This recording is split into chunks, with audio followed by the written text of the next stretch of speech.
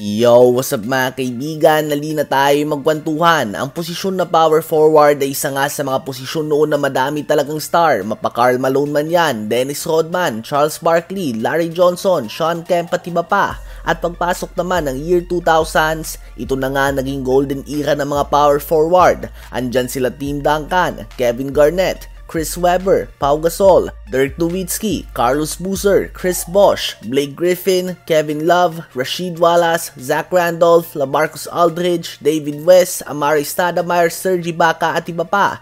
Subalit madami nga sa mga pangalan na nabanggit natin sa mga huling taon ng kanilang NBA career, sila ay naging center na.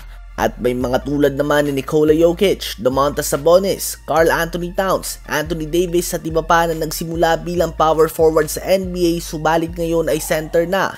Tila ba si Giannis Antetokounmpo na lang nga natitirang totoong power forward na literal naglalaro gamit ang kanilang power. Isa nga itong posisyon na unti-unti nang nawawala tulad lamang ng totoong definition ng point guard.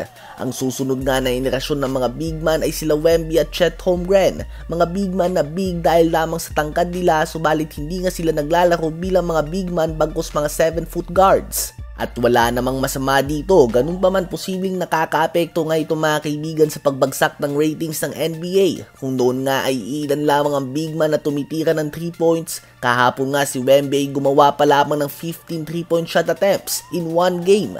Not even Ray Allen would shoot this many 3-pointers in one game noon mga kaibigan. Ganun pa man, ito na nga ang bagong evolution ng basketball. Kayo ba mga kaibigan, sa palagay nyo ba ay may susunod pa kay Giannis na power forward o siya na lang talagang natitirang power forward sa liga ngayon?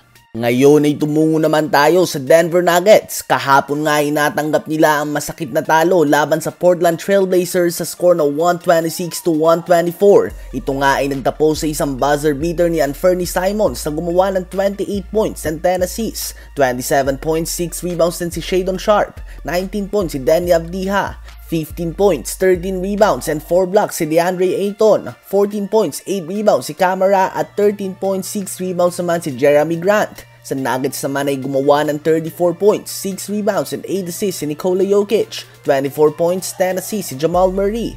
19 points, 7 assists si Russell Westbrook. At 16 points, 6 rebounds si Michael Porter Jr. Ang Denver Nuggets nga mga kaibigan ay mukhang may problema sa pag-underestimate sa mga nakakalaban nila. Patungo sa game na ito ay walang panalo sa buong buwan ng Disyembre ang Portland Trail Blazers. Laban din nga sa Denver Nuggets na putol ang napakahabang losing streak ng Washington Wizards. Alam nga natin na kayang talunin ng Nuggets sa mga bigating teams, subalit masyado nga silang relax minsan sa mga teams na nasa dulo ng standings. Ano ba masasabi nyo tungkol dito?